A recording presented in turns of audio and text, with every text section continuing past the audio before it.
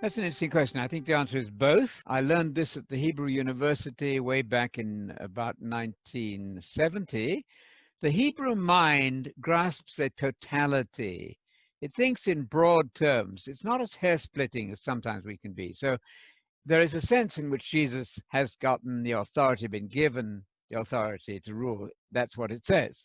All authority has been given to me, past tense. Therefore, you go out and do the Great Commission.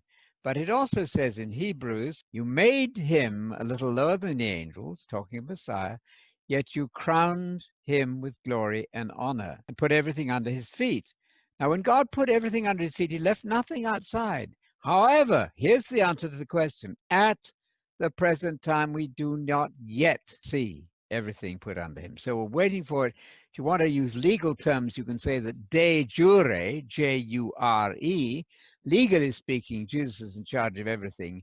De facto, in actual fact, the devil is still the God of this age. And so we're waiting for the devil to be bound at the beginning of the millennium. The millennium is the first stage of the manifested kingdom of God on the earth.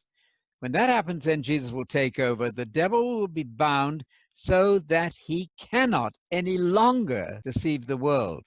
And he's currently, I say this to all my mill so-called or post-mill friends, Revelation 12 verse 9 says the devil is now currently deceiving the entire world. I hope that's clear. But in Revelation 20, he cannot deceive the world a moment longer. That proves that the millennial kingdom is future and depends on the arrival of Jesus at his future single parousia, second coming. If you think the devil has been bound already, you're very disillusioned. I'm sorry, but you haven't understood the gospel very well. So give up that idea. The devil is currently deceiving the whole world.